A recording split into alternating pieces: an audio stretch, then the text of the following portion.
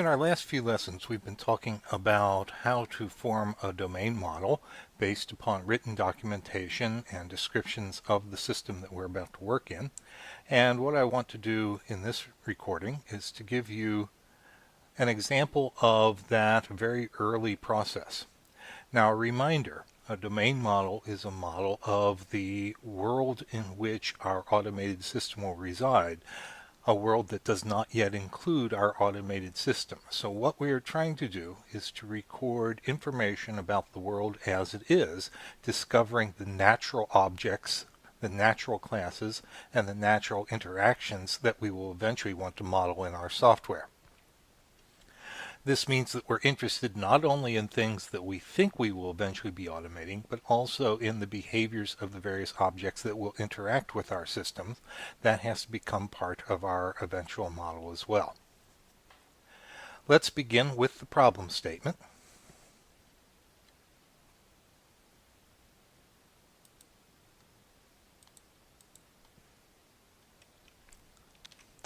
And here we have our problem statement. The problem we're going to work on is one that you may already be familiar with, which is that of administering tests, quizzes, and exams in an online system. And this is something you've already done, but now we're approaching it from the point of view of software developers rather than end users. Nonetheless, you've got a little bit of an advantage in this application, which you might not have in real development projects, in that you've already got a certain amount of domain knowledge yourself. But here's our starting statement describing the system that we want. ODU offers a number of courses via the internet. A common requirement among these courses is for a system of online assessment. An assessment is any form of graded question and answer activity. Examples include exams, quizzes, exercises, and self-assessments. In preparation for automating such a system, our group has undertaken a study of assessment techniques in traditional classrooms. An assessment can contain a number of questions. Questions come in many forms, including true, false, single choice from among multiple alternatives, multiple choice, fill in the blank, and essay. There may be other forms as well. Students take assessments that are administered by instructors. The students' responses to each question are collected by the instructor, who grades them by comparison to a rubric for each question. The instructor may also elect to provide feedback, written comments, particularly about incorrect responses. A total score for the assessment is computed by the instructor. If this is a self-assessment, the score is for informational purposes only. For other kinds of assessments, the instructor records the score in his/her gradebook.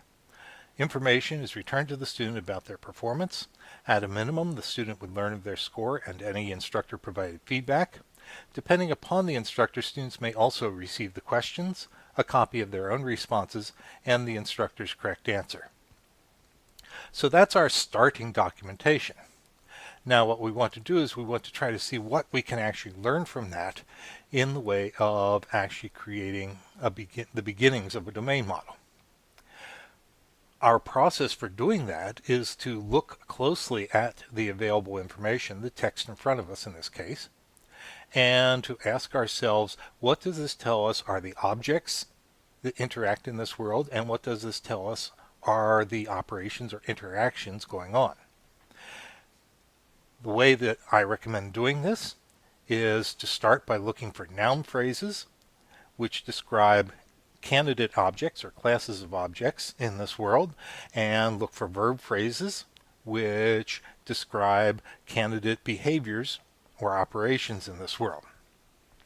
So let's go ahead and take a look at this. Now I'm going to look at these first couple sentences first.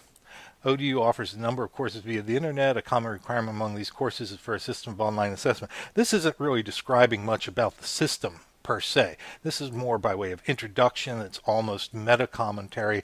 So I'm actually going to start, I think, with the next sentence, which seems to be describing the system more.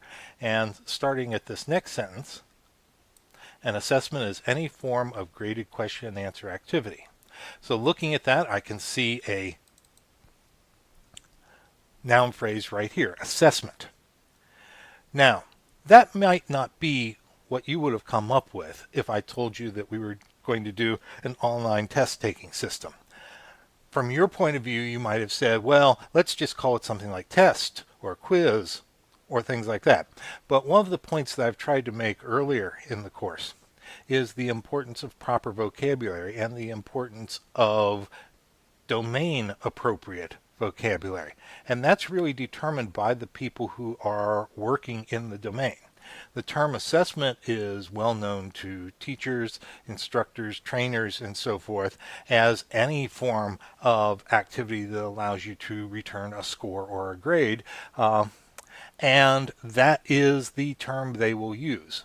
If you were to decide that you were going to refer to these uniformly as, let's say, tests, then what's going to happen is later when it's time for you to talk to people who work in the application domain, you're going to say, all right, now when it's time to put up a test, and they're going to say, oh, I don't do tests, I do quizzes and exams, or gee, this only works with tests. I also want it to work with self-assessments, or wow, this only works with tests. We want to do some training scenarios. So it's very important that you use their term, because otherwise you're going to wind up spending all your time sort of running into these roadblocks of where you have to say, oh, when I say test, I really mean that to include all of, and then 5 minutes later you're going to have to repeat that because it's not what they're going to remember. It's not natural to them in their application domain to use the terms that way. So one of the challenges for software developers is to recognize that it's up to you to learn the terminology, the discourse in the application domain that you are asked to develop software for. It's not up to the world to change the way it talks to conform to your software. Although there's certainly enough arrogant software developers out there who seem to believe that the world should change to suit them. But in this case, assessment is the proper term, and so we will make a note of that. Also in this sentence, we can look at graded question and answer activity as another phrase. I'm not sure that's the best potential noun phrase, because it's really just an explanation of what we mean by the term assessment, and so if an assessment is that, then assessment is the term we should use. Now, as we pick up on this vocabulary, by the way, you may come across some things which are entirely new to you. For example, later on there's a discussion about rubrics. Now, you may have never encountered the term rubric, but I assure you that almost all teachers know that term, and it's one of the things they deal with on sort of a regular basis. And so part of the point of this exercise is to learn both what things are called, but also to learn about things that you as a software developer wouldn't necessarily know about in the application domain. All right, moving on to the next sentence, we see examples include exams, quizzes, exercise, and self-assessments. And so we could suggest that maybe exams is a candidate object or class, quizzes, exercises, and self-assessments. Now, really, I would say that so all these are different forms of assessment, but they are all called out, and so they are potentially objects in this world. We're not at this point going to try to find discriminations. We're just sort of collecting the list of candidates. So just jumping ahead then a little bit, I've gone ahead and marked things up. In red here you see my noun phrases. The underlined green are verb phrases, but let's focus on the noun phrases on our first pass. And what are some of the other noun phrases that come up? Well, here again we have a sentence which is largely meta. It's describing the fact that we're going to start work. So I sort of discounted that in looking through things. And then we come down to the meat of the thing again in the next paragraph. And here again we see the term assessment. Now I haven't marked it a second time because we've already got it marked. Having marked it, that's going to go into our list of candidate classes, and so I didn't feel it necessary to mark it a second time. But we also have questions. Questions sounds like a good thing to consider an object in this particular model. We also have true-false questions, single choice questions. So these are, the English term for this is ellipsis. We don't actually say true-false questions, single choice questions, but that's understood from the context that these are modifiers of the word questions that came earlier.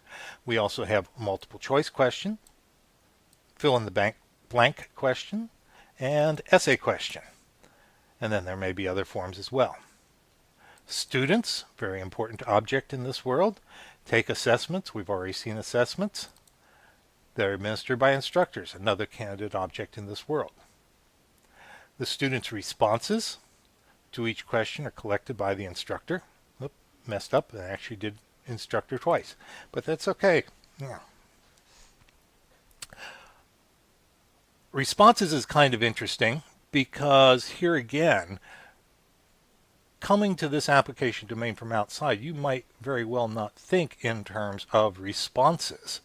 You might say, well, I really think that that's the answer that a student gives.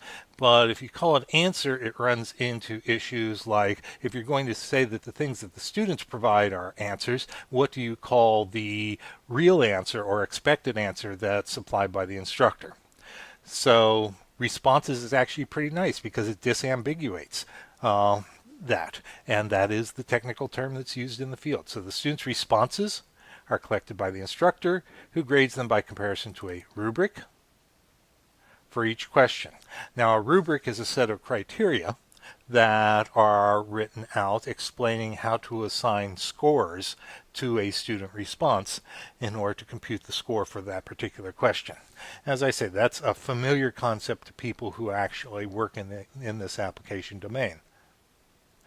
The instructor may also elect to provide feedback, and we have an explanation that constitutes written comments, particularly about incorrect responses. A total score for the assessment is computed by the instructor. If this is a self-assessment, we've already got self-assessment, the score is for informational purposes only. For other kinds of assessment, the instructor records the score in his or her gradebook. Information, another noun phrase, is returned to the student about their performance. At a minimum, the student would learn of their score and any instructor-provided feedback. We've already got all those concepts marked. Depending upon the instructors, students may also receive the questions, a copy of their own responses, and the instructor's correct answer. All right, so that defines for us really our list of candidate classes.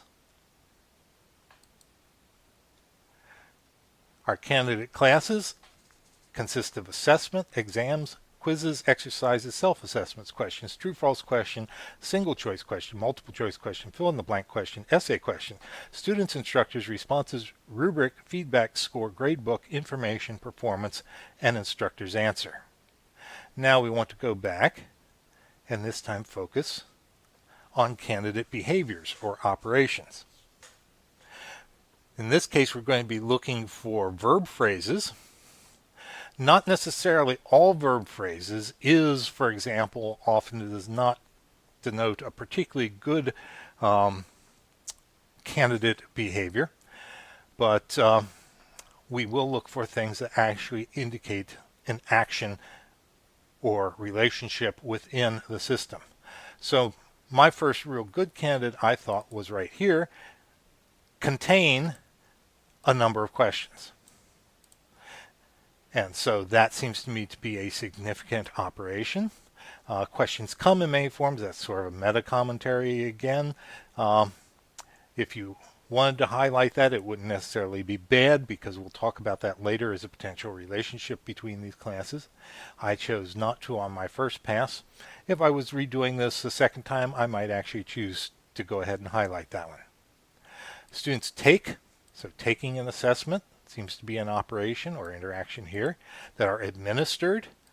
So administering an assessment seems to be an operation that's going to happen in this world. Students' responses to each question are collected, so collecting responses would be an operation. By the instructor who grades them, so grading responses is an operation. We've even got a suggestion here of what the parameters to that operation are going to be eventually. The instructor may also elect to provide feedback, so that will be another candidate operation.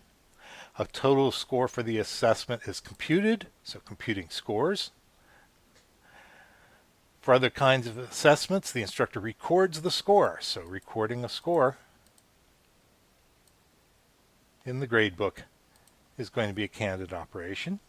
Information is returned, so returning information to the student will be a candidate operation. And I think those are the only, since this is actually elucidating what is meant by returning information, I think that that's our list of candidate operations. So our candidate operations are containing questions, taking an assessment, administering an assessment, collecting the responses, grading responses, providing feedback, computing scores, recording the scores, and returning the information. So you can see that even though what we started with was a relatively vague description in natural English, we've already sort of gotten a lot out. In fact, you may feel like we've got too much stuff out, more than we actually need, but it's way too early in the process to make that judgment. So what we're going to do is we're going to try to now organize this a bit and capture it as best we can. And we're going to start by trying to assign these candidate operations to our candidate classes, marking them up as UML class diagrams as we do. So in preparation for that, I've created a simple worksheet for this purpose. In a word processor, I just created a bunch of 1x3 tables to mimic the structure of a UML class. And so if I go back to my list of candidate classes, I can see, all right, assessment is going to be one of my classes. And exam would be one of my classes. And quiz. And so I can fill in a bunch of these, and they become essentially UML class diagrams with the titles, and we have yet to discover any attributes and operations.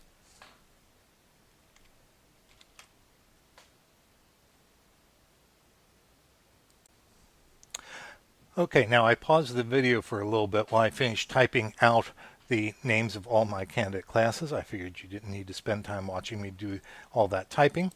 But here you can see I have my list of candidate classes: assessment, exam, quiz, exercise, self-assessment questions, true-false question, single choice question, multiple choice question, fill in the blank question, essay question, students, instructors, responses, rubric, feedback, score, gradebook, information, performance, and instructor's answer, and for some reason gradebook again, so we can get rid of that.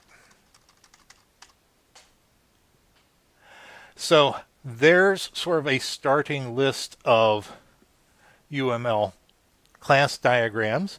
We don't have any attributes, we don't have any operations yet, and that's going to be our next step to fill those in.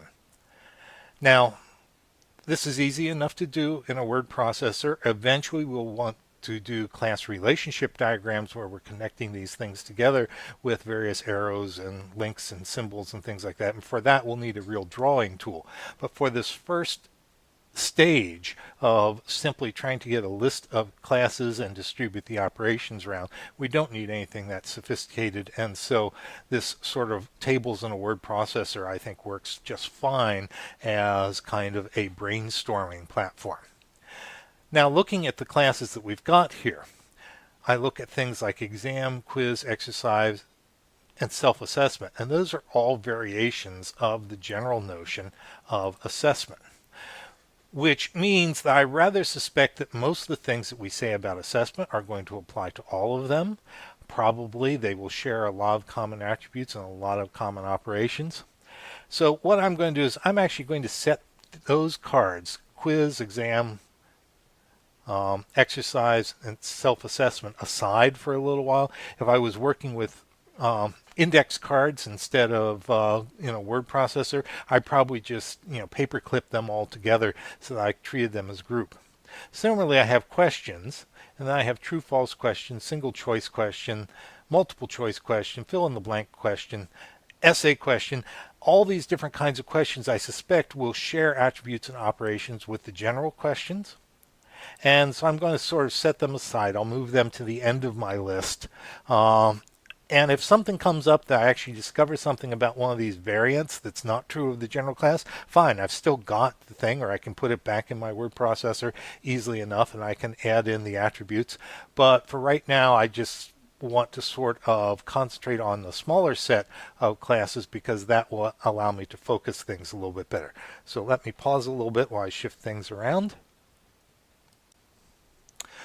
Okay, now I paused the video for a little bit while I finished typing out the names of all my candidate classes. I figured you didn't need to spend time watching me do all that typing. But here you can see I have my list of candidate classes: assessment, exam, quiz, exercise, self-assessment questions, true-false question, single choice question, multiple choice question, fill in the blank question, essay question, students, instructors, responses, rubric, feedback, score, gradebook, information, performance, and instructor's answer, and for some reason gradebook again, so we can get rid of that. So there's sort of a starting list of UML class diagrams. We don't have any attributes, we don't have any operations yet, and that's going to be our next step to fill those in. Now, this is easy enough to do in a word processor. Eventually we'll want to do class relationship diagrams where we're connecting these things together with various arrows and links and symbols and things like that. And for that, we'll need a real drawing tool. But for this first stage of simply trying to get a list of classes and distribute the operations around, we don't need anything that sophisticated, and so this sort of tables in a word processor I think works just fine as kind of a brainstorming platform. Now, looking at the classes that we've got here, I look at things like exam, quiz, exercise, and self-assessment, and those are all variations of the general notion of assessment, which means that I rather suspect that most of the things that we say about assessment are going to apply to all of them. Probably they will share a lot of common attributes and a lot of common operations. So what I'm going to do is I'm actually going to set those cards, quiz, exam, exercise, and self-assessment, aside for a little while. If I was working with index cards instead of word processor, I'd probably just paper clip them all together so that I treated them as a group. Similarly, I have questions, and then I have true false question, single choice question, multiple choice question, fill in the blank question, essay question. All these different kinds of questions I suspect will share attributes and operations with the general questions. And so I'm going to sort of set them aside. I'll move them to the end of my list. And if something comes up that I actually discover something about one of these variants that's not true of the general class, fine, I've still got the thing, or I can put it back in my word processor easily enough and I can add in the attributes. But for right now, I just want to sort of concentrate on the smaller set of classes because that will allow me to focus things a little bit better. So let me pause a little bit while I shift things around. And now I have my reduced set of primary classes: assessment, question, student, instructor, response, rubric, feedback, score, gradebook, information, and performance. And we're going to work with that. So now what we're going to do is we're going to go back to our list of candidate operations.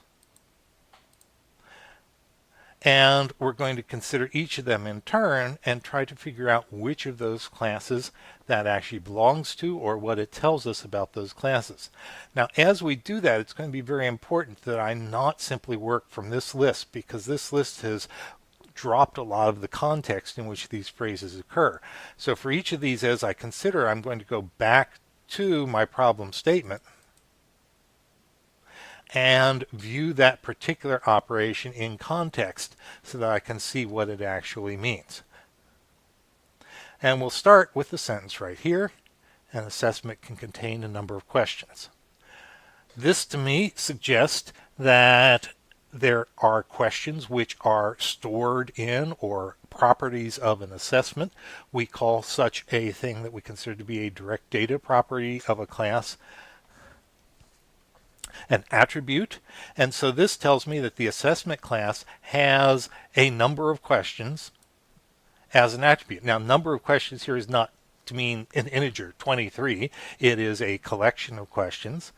And so what I'm going to do now is I will go to my assessment class, and I'm going to indicate in the middle section, which is the section for attributes, that we have some questions. Now what we actually have is multiple questions. So I'm going to record that as sequence of questions, or just sequence questions for short. I use sequence when I want to suggest that I have a number of things, anywhere from 0 to however many, and that they have a natural order. And you know from taking tests and quizzes that yes, the questions do appear in an order. And so we're going to go with sequence of questions.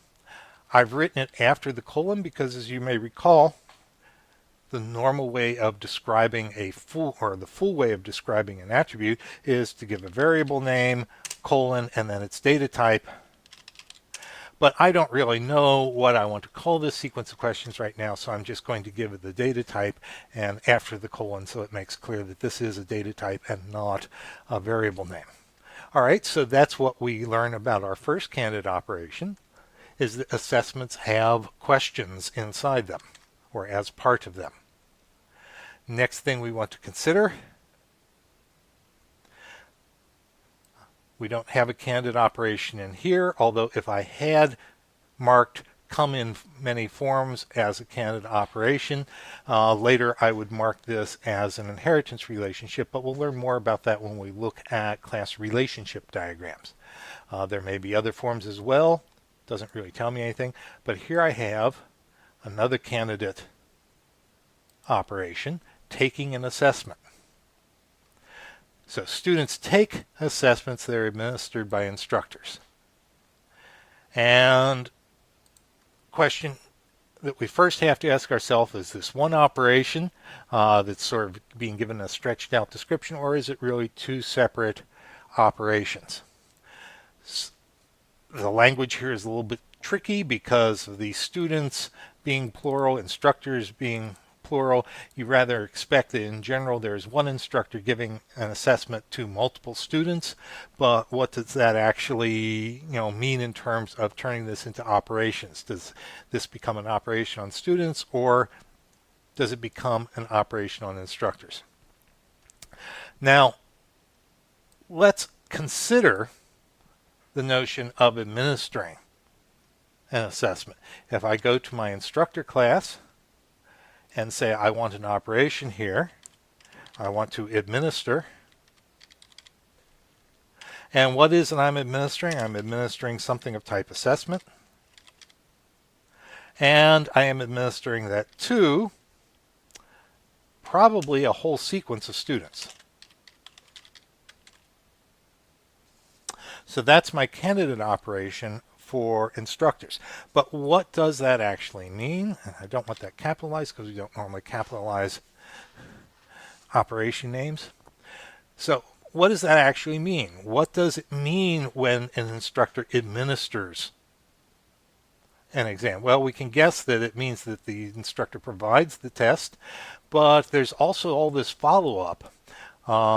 If I were to suspect that this first sentence is the topic sentence of the paragraph, if I can throw you back to your high school English classes, then the rest of this begins to sound like the process that is described by the topic. Collecting responses is part of administering an exam. Grading the assessment is part of administering that assessment. Providing feedback is part of administering the assessment.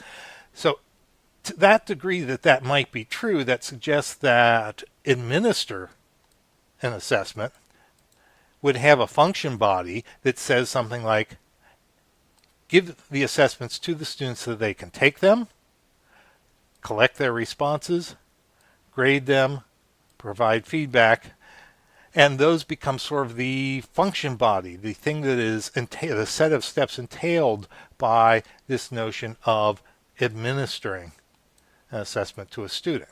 Now that does mean that students really do presumably take the assessment. And so that means that the instructor inside that administer function probably at some point is going to say, all right, student Smith, or student Jones, here's your assessment. Time to sit down and actually take it. And so I will put that in as a candidate operation. Now, when I talk about these as function bodies, remember that the object-oriented philosophy is that we're treating, the program as a simulation. So we're thinking in terms of simulating the world. So, it is natural that when objects in the world take on some complicated task, like administering an assessment, that there will be steps involved inside that. And those steps will often involve working on other objects to have them do smaller steps. And that's all I mean by a function body. I don't necessarily mean that we're necessarily going to actually automate our instructor. We might or might not. It's way too early in this process of model building to even think about whether that's going to be an automated step or whether it's just something that we're trying to simulate for the purpose of this model. All right, let's go back to our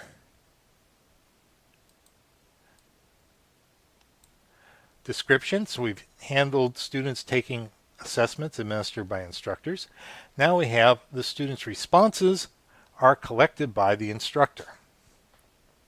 Now, there's a couple ways I can treat that. One is to say, there is a sense in which I might need an operation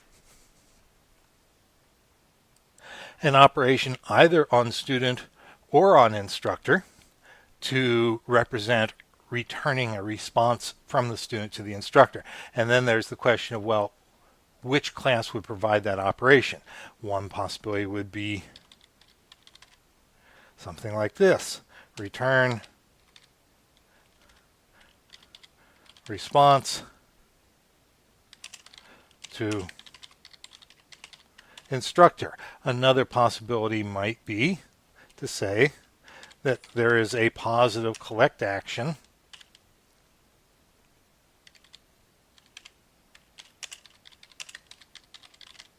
to collect things from a sequence of students.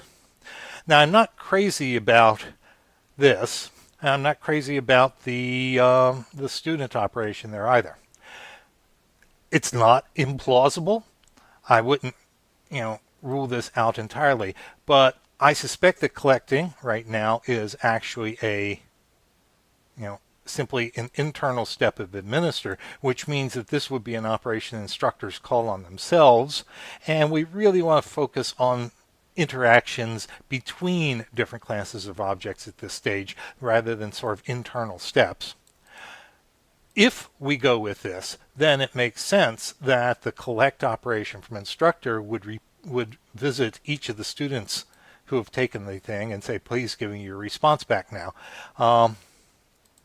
In which case, really, it's not so much return to instructor, but to say maybe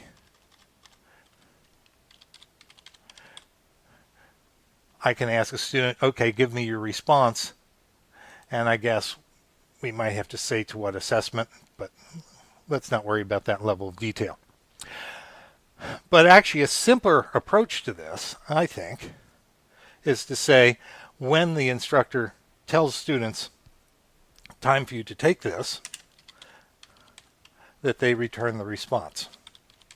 That is the return type from the operation of a student taking an assessment.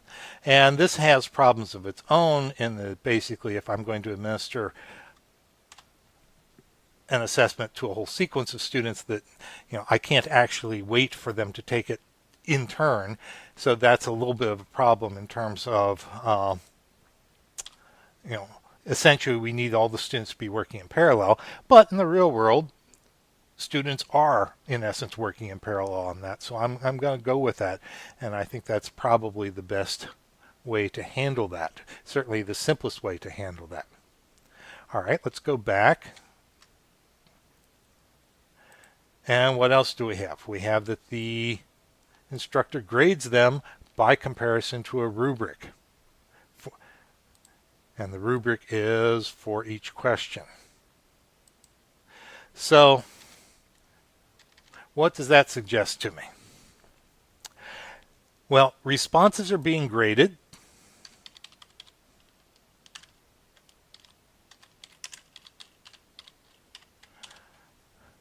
And they're being graded according to a rubric.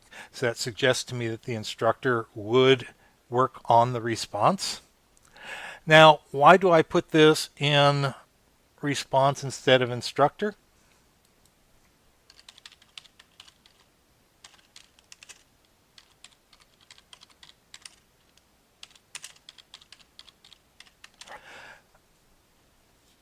This is sort of following the rule that says if A does B to C, that generally B is an operation, A is calling it, and C is providing it as an operation in its public interface. So in this case, the instructor is grading a response.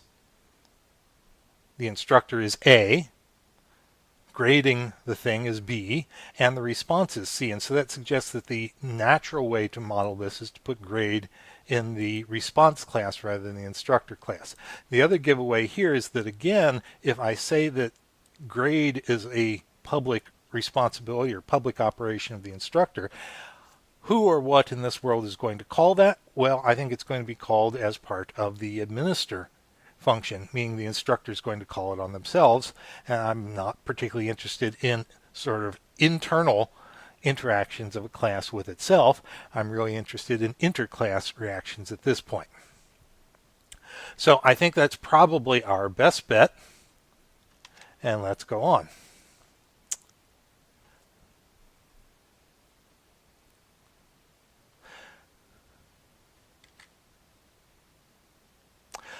Well, actually, I don't know if I want to go on from there or not.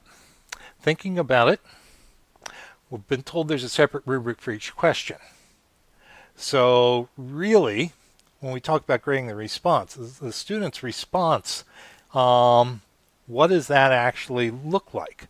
If I give you a test that's composed of a lot of questions, your response will include a response hopefully to every question, or let's say it will be a response to every question. It's just if you ran out of time or whatever, some of those responses may be empty, but it really suggests that I can't give you one rubric to use for grading. I really have to give you a whole set of rubrics that would be associated with individual questions, and those will be applied to individual responses. Now, we've already got the notion that an assessment contains a whole bunch of questions. I think we need a similar notion that a response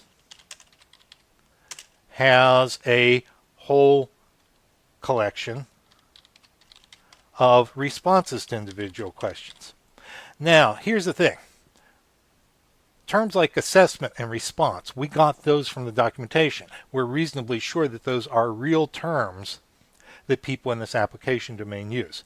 Question response, I just made up. I think I need this concept here to cover the fact that responses really do consist of responses to individual questions, but I don't know what that's called by the people who are working in the application domain. So I'm going to mark that with a question mark. I'm going to add it to my list of classes so that we can talk about it. But the question mark is really a reminder for me that after we're done with this exercise, I need to go back to the people who actually work in this application domain, and I need to have a discussion with them. And I need to say things like, when you get a response document from a student, what do you call their responses to individual questions, and find out what the proper term for that is. So for right now, I'm going to mark that in with a question mark as a reminder that I actually want to deal with that. Now then, that means to me that what we actually grade with a single rubric is actually going to be the question response.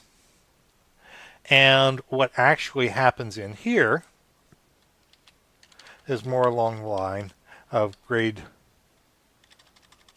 all questions, let's say, or question responses.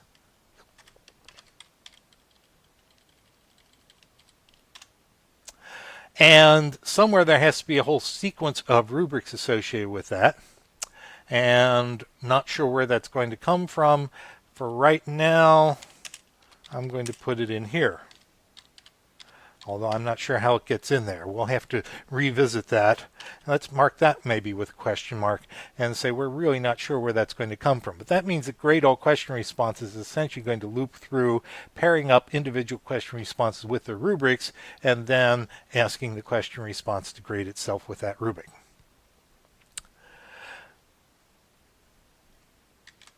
What do we get out of that? Well, we know that we're eventually going to be computing scores for the assessment, and the purpose of grading something is to compute a score for that question. So if we could actually say that this results in a score,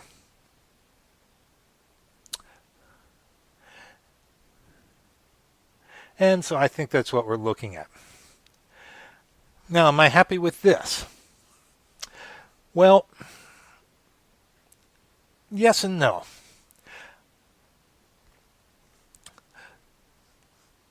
There's a little bit of anthropomorphism going on in here. I mean, normally when a student hands back a response in the non-automated world, it's a sheet of paper. That sheet of paper, or several sheets of paper, or blue book, or whatever it is not an intelligent being. It cannot do its own grading, and certainly the individual question responses can't do their own grading. We tend in object-oriented modeling to do a lot of anthropomorphism, of sort of treating things like they're more active and intelligent than they are. And in part of, we're always going to do that, but it is a little bit uncomfortable. So one thought is, who actually does the grading? The instructor actually does the grading. But as I've already said, I don't like the notion of highlighting grading as an operational instructor in this stage, because there's nothing in this world that's going to tell the instructor to do that. It's part of the instructor's how to administer an assessment method. But not mentioning it all seems kind of wrong. So let's think a little bit about whether this actually, makes sense. And one thing to go back to is that probably the rubrics were written around the time that the instructor or whoever wrote the questions. In fact, if you think back on it, our original set of questions came in lots of different variations. We had question, we had true-false question, single choice question, multiple choice question, fill-in-the-blank question, essay question, and a possibility of others. Now, all those variations on question, although we don't necessarily want to sort of fill them in at the moment, what I think you can agree with me on is that the method for grading varies from one type of question to another. Grading a multiple choice question, the only thing I would need to put in the rubric is which choice, or choices for multiple choice, which choices are correct. Grading a single choice question, I only have to say which one is correct. Grading a true-false question, I only need to say whether the answer is true or false. Grading an essay question, on the other hand, may be a very complicated deal in which I have a list of concepts to look for, a list of points that I expect the student to have made, and a certain, partial score associated with each of those ideas.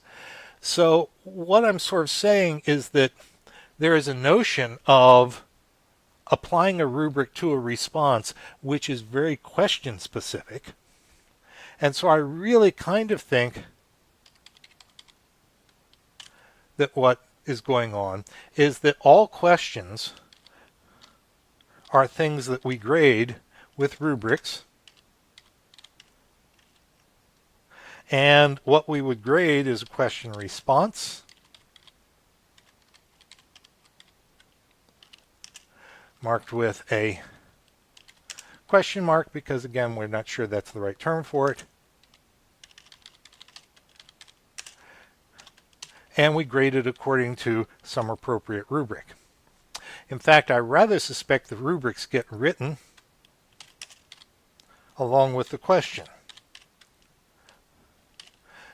although we don't have the evidence for that right now. So we might need to revisit whether that's actually true. But I do think that what we can say is there's a notion of grading a response according to a rubric, and we expect to be able to do that for all questions. In fact, we're told that the instructor uses rubrics for every question to grade them. So we know that that does it.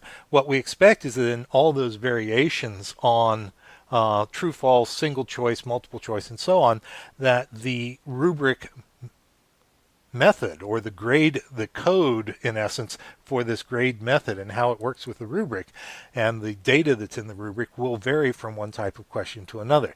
Now that notion of sort of variant behavior among different variations of a common type is very important in object-oriented modeling, and we will talk about that a lot more when we talk about class relationships and introduce the notion of inheritance. So sort of looking ahead, I'm thinking that we're uncovering an inheritance relationship. But I do think that it makes more sense to say that the question has the rubric that the question variance would sort of know how to score. And so I'm sort of leaning in that direction at the moment. Yet another possibility would be to assume that there are lots of variations on rubrics and that the rubrics know how to apply themselves to different kinds of questions. And I kind of think that may be even a better solution, but we may have to put that one off a little bit until we've had time to examine it more. But if we were going to go in that direction, then we would be saying that a rubric knows how to grade a question response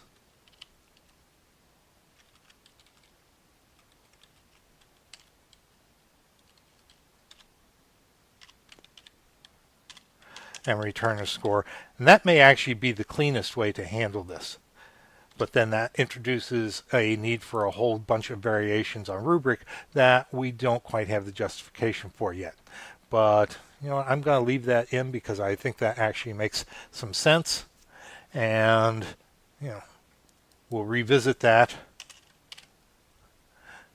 later on. So that's a question. This one is questionable, but somehow we've got to get this notion that we can actually handle that, and either the question or the rubric provides variant behavior. I'm not sure which at this point.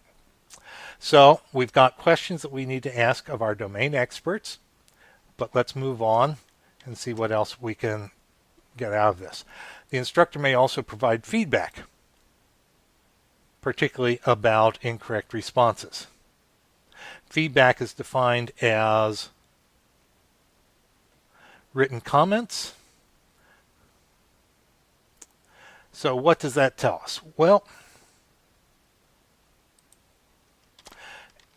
it means that when we said that what happens when we grade a thing, when we grade a question response, that we're getting a score may be a little bit too simple. What we may need to get is a combination of score plus feedback. And that's kind of awkward because you can't generally have two return types at once. So what we really need to do is to come up with a combination, a term for all the things that an instructor is likely to provide back in response to grading something, and that would include a score, and that would include feedback as attributes. Now, what are we going to call this thing? I've called it graded, meant to call it graded question response. But again, this is a made-up term. There may very well be a precise term in the application domain that we should be using for this, and if so, we should in fact adapt it. But we'll need to go back and talk to our domain experts about what that would actually likely be. Okay, what else have we got? That's providing feedback. A total score for the assessment is computed by the instructor. Well, that score is presumably just the sum of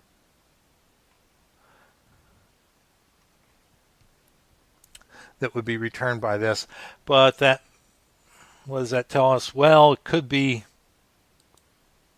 that when we grade a graded response, at some point we need to be able to say, now what was the total score?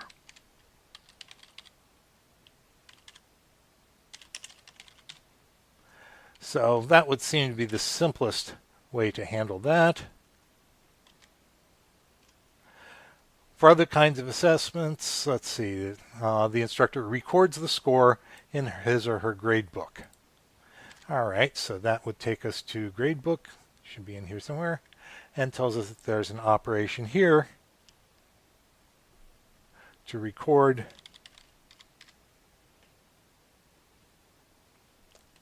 a score for some student on some assessment.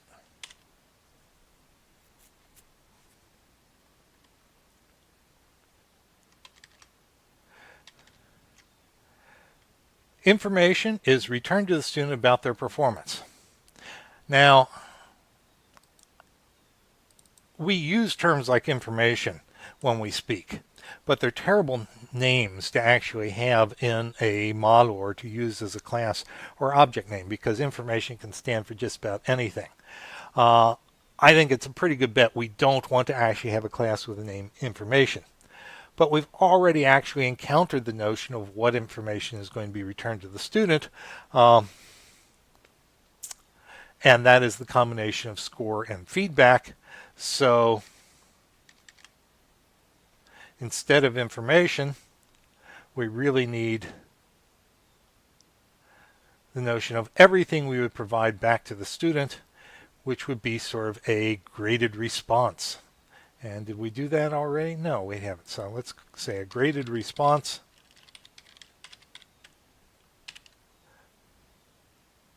would include score,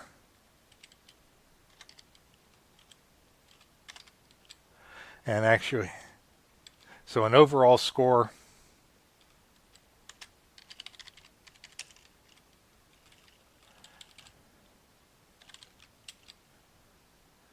sequence of scores on individual questions and sequence of feedback on individual questions would all be in the graded response. And how does this get back to the student? Well, since this presumably happens sometime after the instructor has sent the students on their way, we probably need a way for students to get this, and so we'll say that students should be able to receive a graded response. Okay, so that I think is our story so far.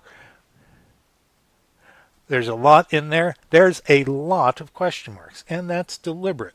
The first phases of this process are often, and the most valuable thing you're going to get out of them is marking down questions to take up with your domain experts and things that you need to think about more deeply, or collect additional documentation and look through that, keeping the various question marks in mind.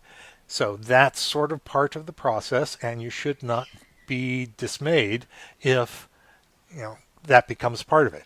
We have not captured everything in these simple class diagrams that we can get from our problem description. In particular, there are some suggestions in here about relationships between classes, and so that would actually be the next stage in putting together our domain model, would be to try to document as many of those relationships as we can. And we'll come back and we'll do that after we've studied class relationship diagrams.